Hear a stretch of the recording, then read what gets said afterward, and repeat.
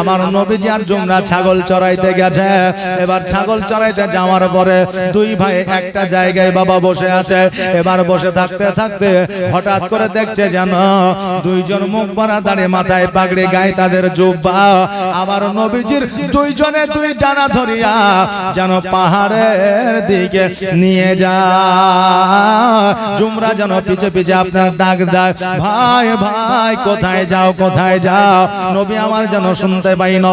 যারা আপনার ডানা ধরে তুলে নিয়ে যায় তারাও যেন শুনতে পাই না। কিছুক্ষণ পরে পাহাড়ের উপরে নিয়ে যাইয়া আমার নবীজিকে শুয়ে দিয়েছে। জামাটা আপনার চিরে দিয়ে আপনার বুকটা বার করেছে, আর গলা থেকে নাভি পর্যন্ত কেটে দিয়েছে, আপনার ফেড়ে দিয়েছে। আর বুকের মধ্য থেকে কলিজা, হার্ট বিট আর যেন আপনার ফুসফুসি সব কিছুকে যেন বার করে নিয়েছে। জোরে বলে সুবহানাল্লাহ। জুমরা দুই চোখের পানি ছেড়ে দিয়ে বলে, আল্লাহ গো, আমার ভাইকে আর বাঁচানো যাবে না, আমার ভাই হয়তো আর বেঁচে না, জলদি করে মাকে খবরটা দিয়ে আসি। ছুটতে ছুটতে মা হালিমার কাছে গেলে। যাওয়ার পরে জুমরা দুই চোখের পানি ছেড়ে দিয়ে বলে, মা গো, আমার ভাই আর জগতের মধ্যে বেঁচে নয়, মা দেরি নয়, দেরি নয়, জলদি করে চলো গো মা। আমার ভাইকে নিয়ে গিয়ে গলা থেকে নাভি পর্যন্ত কেটে দিয়েছে, ভিতর থেকে নাড়ি ভরি আর কলজা ফেসকা হাড়পির যা আছে সব কিছু বাহির করে নিয়েছে। আচ্ছা বলেন, কোন সন্তানের অবস্থা যদি এইরকম কোন বাপ মা শুনে তার মনটাকে ঠিক থাকবে? থাকবে? থাকবে না। যেমন হালিমা শুনেছে, পাহাড়ের দিকে আপনার ছুটতে আরম্ভ করেছে, উঠে আর পড়ে, পড়ে আর উঠে। এবার ছুটতে ছুটতে যাওয়ার পরে পাহাড়ের উপরে লক্ষ্য করে দেখছে যেন আমার নবীজি একটা পাথরের উপরে চুপ করে বসে আছে। জোরে বলেন সুবহানাল্লাহ। তাকবীর, নারায়ে তাকবীর, নারায়ে রিসালাত, নারায়ে রিসালাত। मसला के आला हजरत, मसला के आला हजरत, नबी का दामन, ओली का दामन, खजा का दामन। नाराए तकबीर, नाराए रिसालत। সোনামণি আমার বাবাজি ভাইরা, আমার নবী মোস্তফা চুপ করে বসে আছে। হালিমা দুই চোখের পানি ছেড়ে দিয়া আমার নবীজির কাছে পৌঁছায় গেলে। আমার নবীজিকে বলে, মুহাম্মদ, দুইজন ব্যক্তি আসিয়া তোমার গলা থেকে নাভি পর্যন্ত নাকি কেটে দিয়েছিল, আর তোমার ভিতর থেকে নাড়ি ভুড়ি কলজা ফেসকা সবকিছু নাকি বাহির করেছিল। নবী আমার বলে, হ্যাঁ মা। এবার হালিমা বলতেছে, বেটারে জামার বোতামটা খুলো একবার দেখি। আমার নবীজির জুব্বা মুবারকের বোতামগুলো যখন খুলে দেখে, এই জায়গায় কাটা তো দূরের কথা, একটু দাগ পর্যন্ত ছিল না। জোরে বলেন সুবহানাল্লাহ। পৃথিবীর মধ্যে যারা নবীর সঙ্গে নিজেকে তুলনা করে, পৃথিবীর মধ্যে অনেক মানুষ আছে বলে নবী আমার মতো ছিল। জোরে বলেন নাউজুবিল্লাহ। আজকে নবীজির সিনা চাক করা হয়েছিল, একটু দাগ পর্যন্ত ছিল না। নবী যদি তোমার মতো হলো, বলো বলো, আজকে বাল্যকাল অবস্থায় তোমার যে খাতনা দেওয়া হয়েছিল, ওই খাতনার দাগটা আছে না মিটিয়ে গেছে? মিটাবে? পৃথিবীর কোন ডাক্তার মিটাইতে পারবে না। আচ্ছা বলো, তোমার কোন জায়গা কেটে গেলে ওই জায়গার দাগটাকে মিটে গেছে? মিটবে? কেউ মিটাতে পারবে না।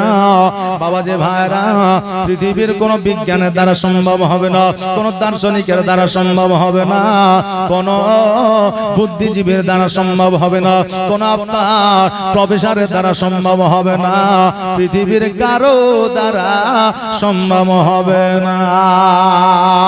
কিন্তু আমার নবীজি বিজ্ঞানেরও বিজ্ঞান ছিলেন, ডাক্তারেরও ডাক্তার ছিলেন, মাস্টারেরও মাস্টার ছিলেন। যেই নবীর বুকে কাটা তো দূরের কথা, একটু দাগ পর্যন্ত ছিল না। জোরে বলেন সুবহানাল্লাহ। এই জন্য বলছে, বিজ্ঞানীরও বিজ্ঞানী আমার নবীজি। জোরে বলেন না সুবহানাল্লাহ। একটা আওয়াজ দিয়ে বলেন না সুবহানাল্লাহ। আর বিজ্ঞানীরও বিজ্ঞানী আমার নবীজি।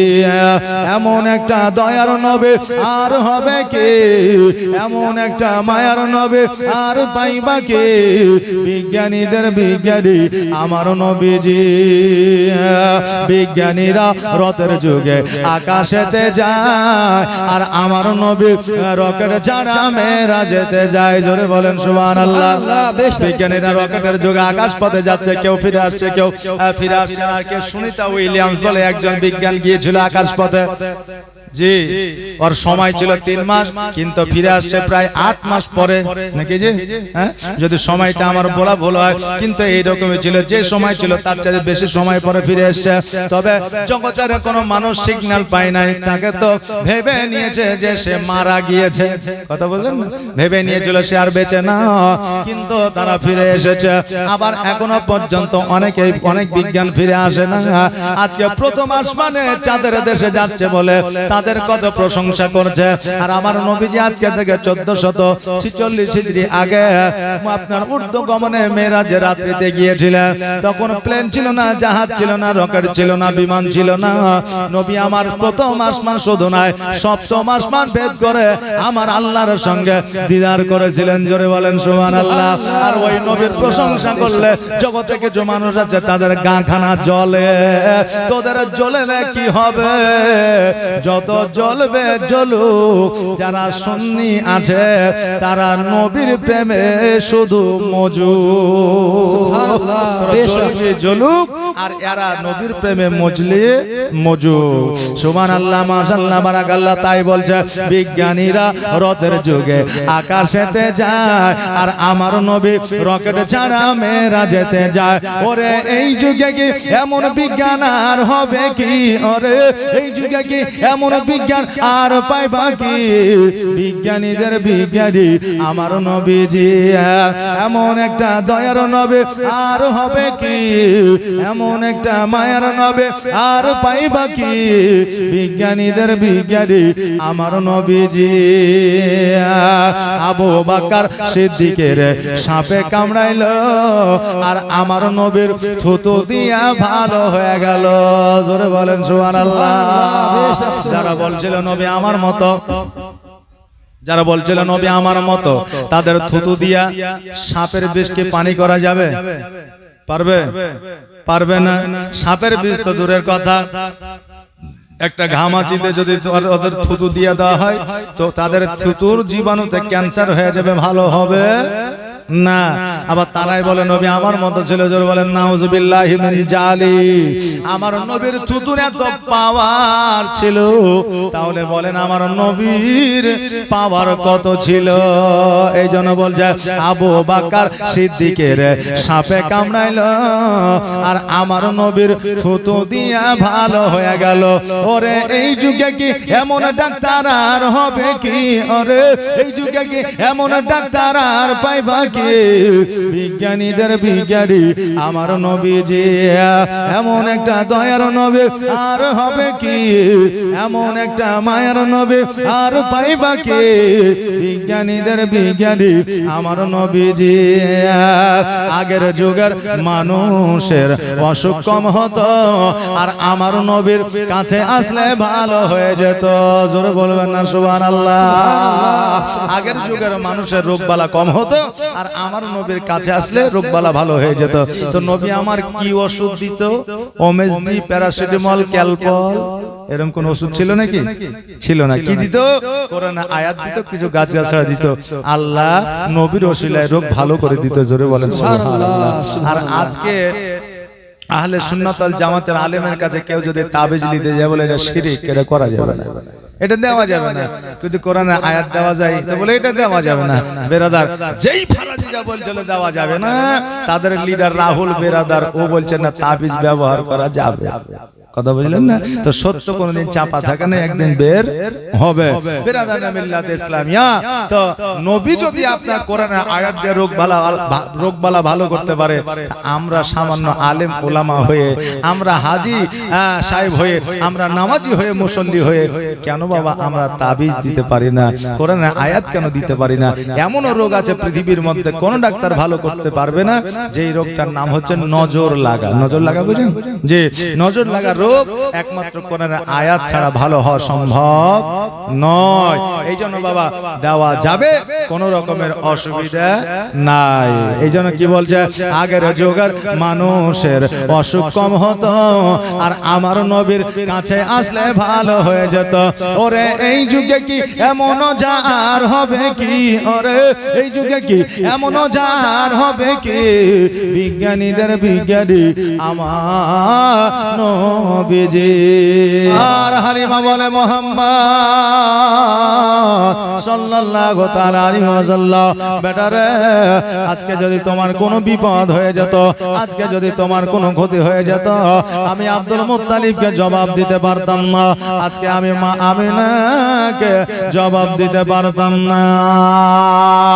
ও মুহাম্মদ, আজকে তোমাকে তাইফে আর রাখা যাবে না, চলো চলো তোমাকে মক্কায় রেখে দিয়ে আসি, না জানি কখনো বাধা বিপদ হয়ে যাবে, আমি হালিমা জবাব দিতে পারবো না।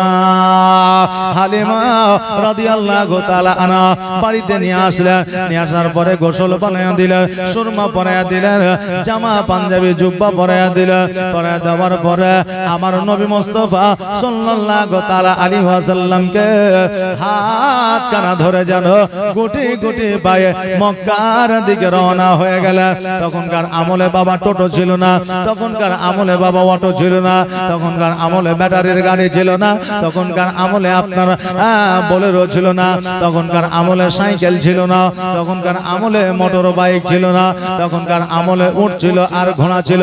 তবে উট প্রচলিত বেশি ছিল মরুভূমিতে চলার জন্য, তবে উট সবার দ্বারা পোষা সম্ভব হইতো না, কারণ উটের খাবার জোগাড় করতে হতো রে বাবা। এই জন্য সবার দ্বারা পোষা সম্ভব হইতো না।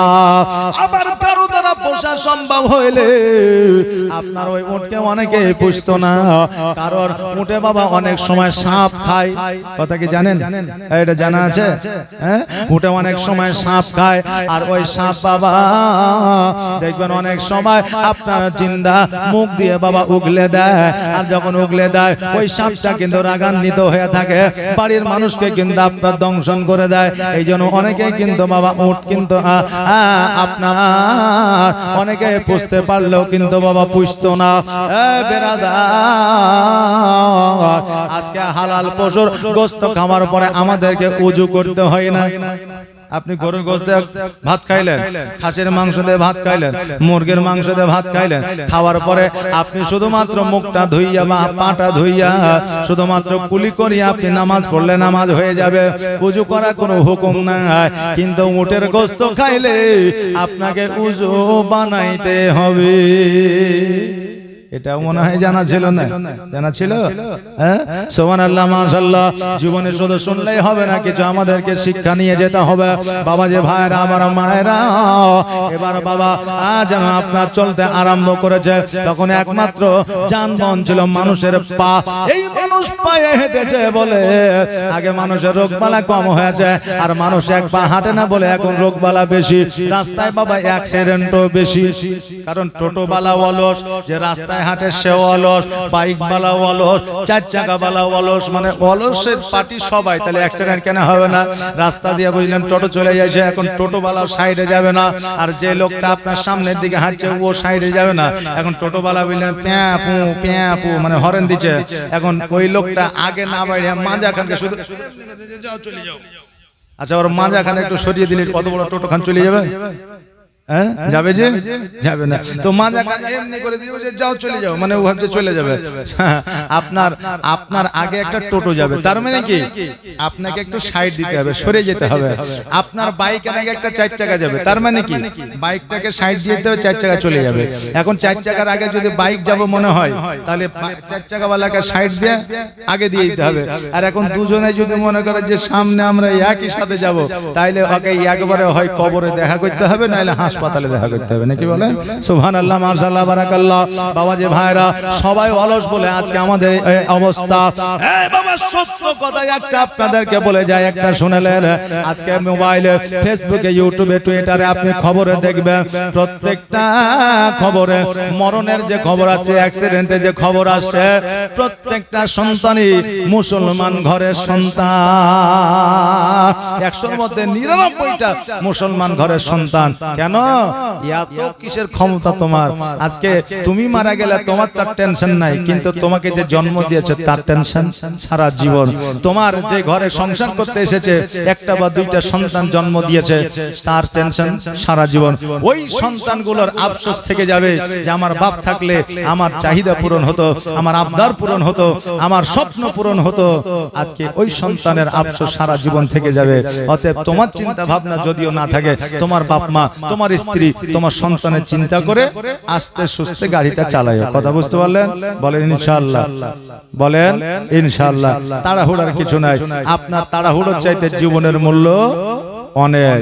বাবাজি ভাইরা, আমার মায়েরা, আমার হালিমা তো সাদিয়া রাদিয়াল্লাহু তাআলা আনহা আমার নবীজির আঙুলখানা ধরে গুটে গুটে পায়ে নিয়ে যায়।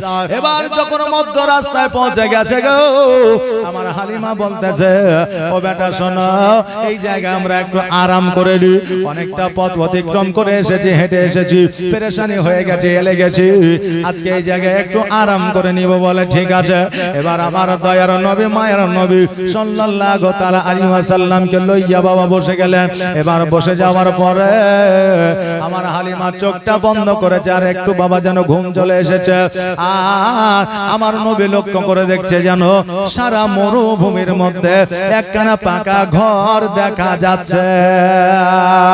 আমার নবীজি তিনি বলছে, আল্লাহ গো, না জানে ঘরের মধ্যে কি আছে আমি দেখতে চাই, কারণ ফাঁকা ময়দানের মধ্যে কোনো ঘর নেই, একটাই ঘর। গোটে গোটে পায়ে আগিয়ে যাইয়া দরওয়াজায় যেমনই বাবা হাত লাগিয়েছে, অমনি যেন দরওয়াজাটা খুলে গেছে। আর যেমনই দরওয়াজাটা খুলে যাওয়া, 300 মূর্তি আমার নবীর পায়ের তলে পড়েছে। জোরে বলেন সুবহানাল্লাহ। সঙ্গে সঙ্গে পুরোহিত আসিয়া আমার নবীজির হাতখানা ধরেছে, বলে, বাবা রে, আজকে মূর্তিগুলো তুমি ভেঙেছো কেন? আমার নবীজি বলে, আমার 5 বছর 6 মাস বয়স, আমি এত বড় বড় মূর্তি কেমন করে ভাঙতে পারি? ওই পুরোহিত বলল, আমি বুঝতে পারছি তোমার দ্বারা ভাঙা সম্ভব নয়, কিন্তু এই জায়গায় তুমি ছাড়া তো আর কেউ নয়। যখন গ্রামের মানুষ, শহরের মানুষ আমাকে জিজ্ঞাসা করবে, আমি কি জবাব দেব? এই জন্য আমি তোমাকে বন্দী করে রাখবো। যারা জিজ্ঞাসা করবে আমি তোমাকে দেখাইয়া দিব।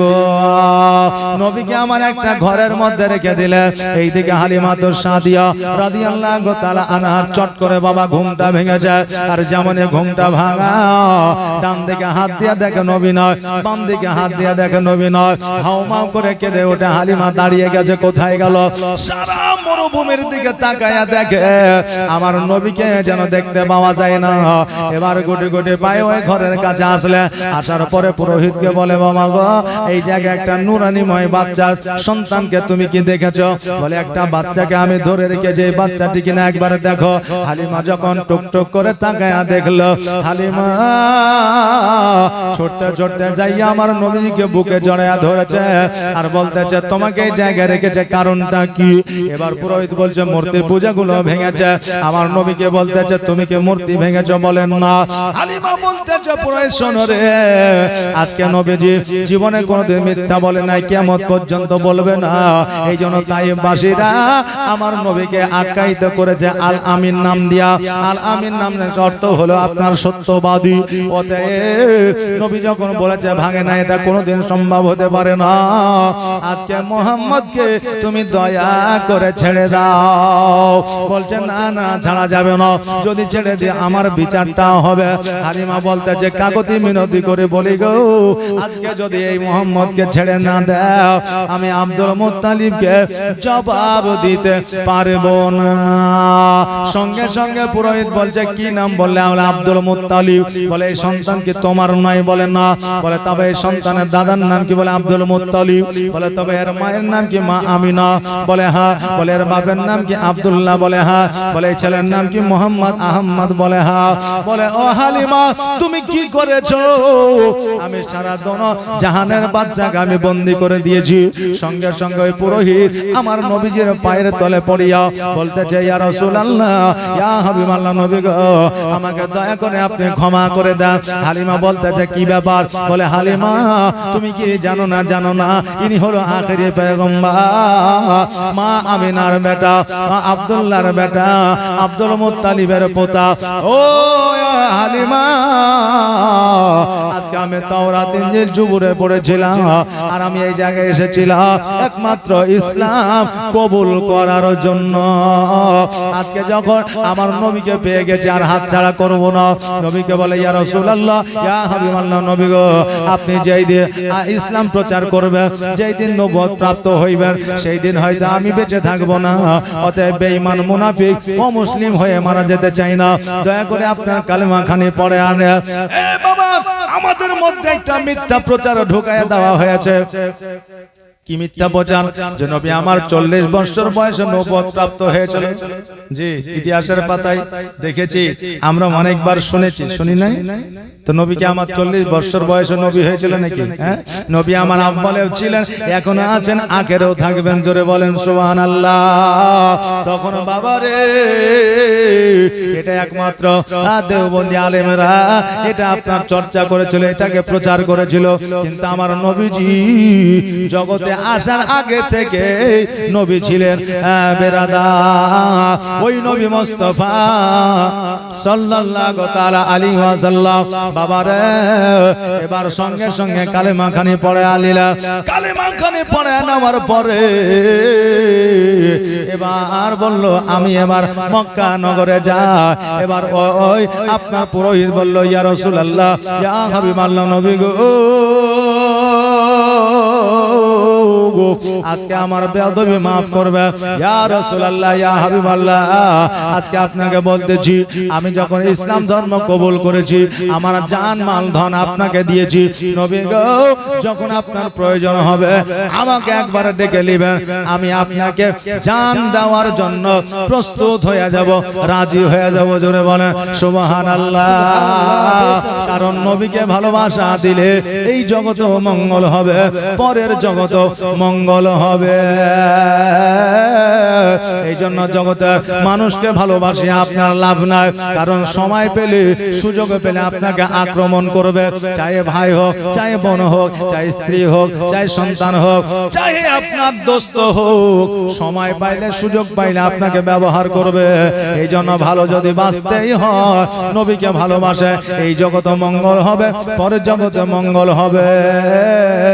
আর নবী তরানে वाला নবী বাঁচানে वाला আর প্রাণের চেয়ে প্রিয়তায়, প্রাণের চেয়ে প্রিয়তায় নবীকে চিনুন। ভালো যদি বাঁচতে হয় আমার নবীকে বাসনায় হয়, ভালো যদি বাঁচতে হয় আমার নবীকে বাসন।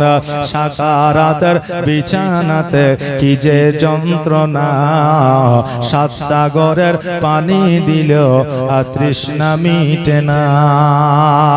আর সাকারাতের বিছানাতে কি যে যন্ত্রণা, আর সাকারাতের বিছানাতে কি যে যন্ত্রণা, সাত সাগরের পানি দিল তৃষ্ণা মিটে না। আর কাউসারের পানি দেবেন, কাউসারের পানি দেবেন শাহে মদিনা। ভালো যদি বাঁচতে হয় আমার নবীকে বাসয়, জান যদি দিতে হয় আমার নবীকে দিও। নবী বাঁচানে वाला নবী তরানে वाला নবী বাঁচানে वाला নবী তরানে वाला আর প্রাণের চেয়ে প্রিয়তাই প্রাণের চেয়ে প্রিয়তাই নবীকে চিনুন ভালো যদি বাঁচতে হয় আমার নবীকে বাসুন। বাবাজি ভাইরা আমার মায়েরা আমার হালিমা তো সাদিয়া রাদিয়াল্লাহু তাআলা আনহা ওই পুরোহিতের কাছ থেকে আমার নবীজিকে লইয়া জানো বাবা আপনার মক্কার দিকে আবার রওনা হয়ে গেল। এবার মক্কার দিকে যখন রওনা হয়ে গেল এবার মক্কায় যখন পৌঁছে গেল দেখছে যেন আব্দুল মুত্তালিব কাবা ঘরে যেন হিলান দিয়া বসে আছে। হ্যাঁ বাবাজি ভাইরা আমার হালিমা তো সাদিয়া রাদিয়াল্লাহু তাআলা আনহাকে আমার আব্দুল মুত্তালিব রাদিয়াল্লাহু তাআলা আনহু দেখার পরে চলতে আপনার উঠে গিয়ে জলদি করে ছুটতে ছুটতে গিয়ে আমার নবীজিকে কোলে উঠে নিয়ে কপালে চুম্বন করে নেওয়ার পরে আমার আব্দুল মুত্তালিব রাদিয়াল্লাহু তাআলা আনহু দুই চোখের পানি ছেড়ে দিয়ে বলে ভাই তোমাকে কতদিন দেখি না রে ভাই আজকে তোমাকে দেখে আমার পরাণ যেন জোড়াইয়া গেল। আমিনা রাদিয়াল্লাহু তাআলা আনহার কাছে লইয়া গেল মা হালিমা তো সাদিয়া রাদিয়াল্লাহু তাআলা আনহা আমার নবীজিকে দিয়া যেন তাইফে ফিরে আসলো। পরের দিন সকাল বেলা আমার নবী মুস্তাফা সাল্লাল্লাহু তাআলা আলাইহি ওয়াসাল্লাম খেলাধুলা যেন আরম্ভ করলো। বাচ্চা ছেলে খেলাধুলা পছন্দ করে রে বাবা, এবার খেলাধুলা আরম্ভ করে দিল। খেলাধুলা করতে করতে এবার দেখা যাচ্ছে সকলের আব্বা যেন কোলে পিঠে করে সকলের সন্তানকে লইয়া যায়, কিন্তু আমার নবীকে যেন কেউ নিয়ে যায় না। নবী আমার বলে আল্লাহ আজকে আমার মাকে গিয়ে জিজ্ঞাসা করব, আমার মাকে গিয়ে বলবো মা আমার আব্বা কোথায় আছে, এই কথাটা আমি মাকে বলবো। মা যতক্ষণ পর্যন্ত না বলবে আমি অতক্ষণ পর্যন্ত ছাড়বো না। এবার বাবা যে ভাইরা আমার নবী যে মা আমিনার কাছে আসলো, আসার পরে বলে মা আমি একটা কথা তোমাকে জিজ্ঞাসা করতে চাই। আমিনা বলল কি কথা? বলে বলো বলো বেটা। বলে মা গো আমার আব্বা কোথায় আছে বলো। যেমন এই কথা শোনা আমার মা আমিনা দুই চোখের পানি ছেড়ে দিয়ে কান্দে, আল্লাহ আমার সন্তানকে আমি কেমন করে বোঝাইবো, কেমন করে বলবো তোমার আব্বা জগতের মধ্যে নয়। নবী আমার বলে মা গো তোমার চোখে কেন পানি? আজকে তুমি যদি না আমাকে যতক্ষণ পর্যন্ত না বলবা মা আমি অতক্ষণ পর্যন্ত আমি তোমার আঁচল ছাড়ব না। আর শিশু নবী কেন্দে কেন্দে মায়ের কাছে কয় বলো বলো আম্মা জান আমার আব্বা জান কোথায়। আর বলো বলো আম্মা জান আমার আব্বা জান কোথায়। আর সন্ধ্যা বেলায় খেলার শেষে সব ছেলেদের পিতা এসে আমার খেলার সাথী ভাইদের সঙ্গে নিয়ে যায়। বলো বলো আম্মা জান আমার আব্বা জান কোথায়। শিশু নবী কেন্দে কেন্দে মায়ের কাছে কয় বলো বলো আম্মা জান আমার আব্বা জান কোথায়। আর ধাত্রী বাড়িতে যখন ছিলাম পিতাকে না দেখতে পেলাম। আর ধাত্রী বাড়িতে যখন ছিলাম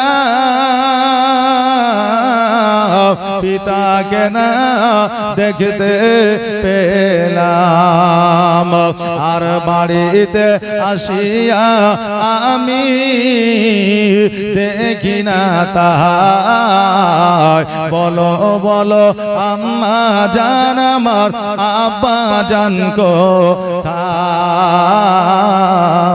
শিশু নবী কেন্দে কেন্দে মায়ের কাছে কয়, বলো বলো আম্মা জান আমার আব্বা জান কোথায়? ও বাবা যে ভাইরা, আমার দয়ার নবী মুস্তাফা সাল্লাল্লাহু আলাইহি ওয়াসাল্লাম বলে, মা গো আজকে যতক্ষণ পর্যন্ত না বলবা আমার আব্বা কোথায় আছে, ততক্ষণ পর্যন্ত আমি এই তোমার আঁচল ছাড়বো না। মা বলে, বেটা রে, আজকে তোমার আব্বা তোমাকে কোলে নিবে না, তোমার আব্বা তোমার কপালে চুম্বন করবে না, তোমার আব্বা তোমাকে কোনোদিন বুকে জড়াইয়া ধরবে না। কেন না তোমার আব্বা আর কোনোদিন ফিরবে না, কারণ তোমার আব্বা ইহ জগৎ ছেড়ে পর জগৎ গমন করেছে। ওই মাকামে আব্বা কবরে আরাম করতে আছে। যেমন এই কথা বলা আমার নবী মুস্তাফা সাল্লাল্লাহু তাআলা আলাইহি ওয়াসাল্লাম অঝর নয়নে যেন কান্না করতে আরম্ভ করেছে। মা গো আমার আব্বা না, এ কথা আমাকে আগে কেন বলো না? মা আমার আব্বা নাই, এ কথা আমাকে কেন আগে বলো নাই? আমার মা আমিনা রাদিয়াল্লাহু তাআলা আনহা বললেন, বেটা আমি যদি তোমাকে বলে দিতাম তাহলে তোমার যে হাসি মাখা মুখ ছিল এটা থাকতো না, কারণ আব্বার শোকে বাপের শোকে হয়তো মন মরা হয়ে থাকতে। এই জন্য আমি তোমাকে দুঃখের কথা, কষ্টের কথা, ব্যথার কথা, বেদনার কথা আমি তোমাকে বলি নাই, আর বলতেও চেয়েছিলাম না। আজকে তুমি প্রশ্ন করেছো তাই আমি তোমাকে বলতে বাধ্য হলাম। বেরাদার মিল্লাত ইসলামিয়া, আমার নবীজি বললেন, মা আব্বা যখন মাকামে আব্বাই আরাম করতে আছে, আমি আব্বা জানের কবরটা জিয়ারত করতে চাই। আজকে আমরা কবর জিয়ারত করতে গেলে আজকে আমাদেরকে বলে যে শিরক ও বিদআত করা যাবে না। আমার নবী নিজের আব্বা জানের কবর জিয়ারত করেছে। আমার নবী যদি নিজের আব্বা জানের কবর জিয়ারত করতে পারে, আমরা কেন কবর জিয়ারত করতে পারবো না? জি, আমরা কেন পারবো না? কবর জিয়ারত করার, জিয়ারত শব্দের অর্থ হলো দর্শন করা। কবর জিয়ারত করা জায়েজ আছে, কবর জিয়ারত করা যাবে। কবর জিয়ারত করলে আমাদের গুনাহ কম হবে, কারণ কবর জিয়ারতে গেলে কবরকে স্মরণ হবে, আর কবরকে স্মরণ হলে আমাদের দ্বারা কাবিরা গুনাহ হবে না, মওতকে স্মরণ হবে। বেরাদান মিল্লাত ইসলামিয়া, এই জন্য রাসূল বলেছেন, দিনের মধ্যে 70 বার করে যে মরণকে স্মরণ করে, আল্লাহ তাবারক তাআলা কিয়ামতের দিন তাকে শহীদের দরওয়াজা দান করে। জোরে বলেন সুবহানাল্লাহ। এই জন্য বেশি বেশি করে আমাদেরকে আপনার মওতকে স্মরণ করতে হবে, মরণকে স্মরণ করতে হবে।